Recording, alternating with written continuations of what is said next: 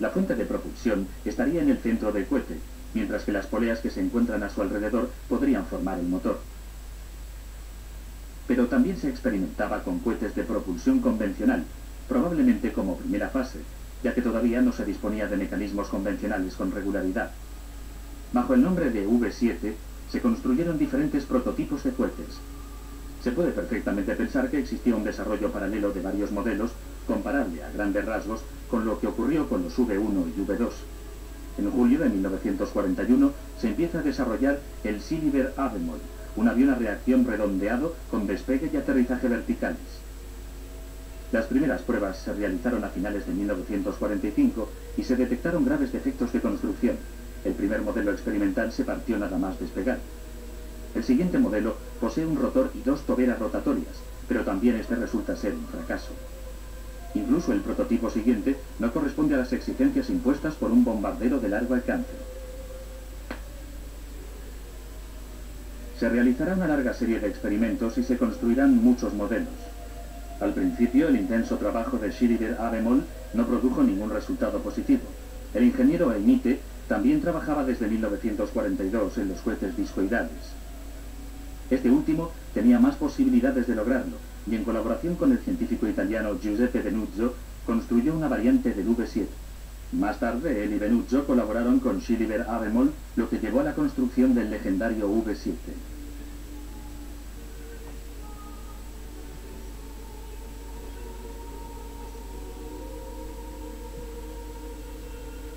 El doctor Emite refiere a Adolf Hitler los resultados de sus estudios y de sus prototipos. Hoy, 17 de abril de 1944, bajo mi dirección y en presencia de los jefes de la aeronáutica militar, se ha probado en el cielo báltico la nueva arma de represalia. El siguiente listado contiene las características generales y las prestaciones del cohete discoidal. El V-7, un helicóptero supersónico equipado con 12 turbobloques del tipo BMW 028, ha alcanzado una altitud de 20.800 metros durante el primer vuelo de prueba y una altitud de 40.200 metros tras el segundo despegue. Como carburante principal se ha usado el helio. Y el desarrollo de los platillos volantes continúa madurando. Nace la serie del modelo Vrin, fabricada por el grupo Schumann, que muy probablemente había estrechado relaciones con las SSE-4. Los trabajos con los cohetes no convencionales no compiten solo con el tiempo y el curso de la guerra, sino que existe también competencia con los muchos proyectos convencionales. ¿Quién obtiene las materias primas, la mano de obra y los equipos necesarios? El reparto de los proyectos entre las diferentes regiones provoca una división de las fuerzas. Se continúan desarrollando, experimentando y construyendo nuevas superarmas en pequeñas cantidades. Las armas prodigiosas de las que tanto se ha hablado son diferentes. No escupen fuego ni hacen ruido, al contrario, son silenciosas y misteriosas. A caballo entre las primeras y las segundas se encuentra el proyecto Feuerball, en castellano, bola de fuego. Los aliados llaman a estos cohetes Full Fighters. Las bolas de fuego se fabrican en Viena, bajo la dirección del grupo técnico de las SS. Se las dirige por radio hasta situarlas cerca de los aviones aliados y posteriormente el control pasa a los sensores de rayos infrarrojos que persiguen los gases de escape del enemigo. El objetivo de estas bolas de fuego es crear interferencias en el radar enemigo. Un modelo posterior equipado con Klystron, unas válvulas especiales, debía anular los dispositivos de elevación de los aviones enemigos. Efectos de este tipo, provocar una interrupción en la corriente eléctrica o desconectar los dispositivos de encendido, se convierten pronto en una de las características más típicas de casi todas las versiones de los ovnis. Me llamo Konrad Dannenberg y fui el ayudante de Bernhard von Braun en la ciudad alemana de Peenemünde. Después de 1945 me trasladé a Estados Unidos, donde colaboré con él en el proyecto Luna. Durante la guerra trabajé en el desarrollo de las V-1 y las V-2. Nosotros los científicos teníamos programas de trabajo muy precisos y cada uno trabajaba en sectores muy delimitados. No excluye en absoluto que en Praga o en Viena se haya conseguido llevar a cabo un despegue vertical o superar los 2.000 km/h con los llamados platillos volantes, que en la aeronáutica se llamaban V-7, es decir, arma de venganza o represalia número 7. Usted tiene que tener en cuenta que la investigación en aquellos años estaba avanzadísima. De hecho, disponíamos de de cualquier medio. La economía bélica nos consideraba a nosotros los científicos sumamente importantes y en nuestras peticiones absolutamente prioritarias. Por lo tanto, no había ningún límite para las investigaciones. Esto nos reconduce a las historias sobre las astronaves propulsoras electrogravitacionales de la serie Haunenburg, que se desarrollan y construyen para las secciones secretas U-13 y SSI-4.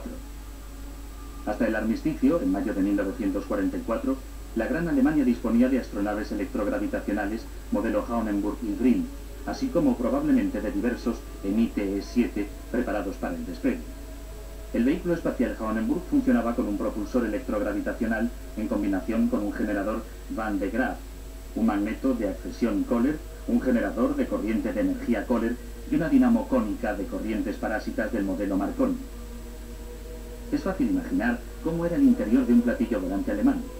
Estos dibujos representan con claridad una versión de una serie experimental del modelo Haunenburg 2, que aparece en la mayor parte de las fotos disponibles. Probablemente se fabricó una serie reducida de este modelo experimental. Aquí es fácil ver la disposición del espacio y la diferencia de altura entre el cohete y el hombre.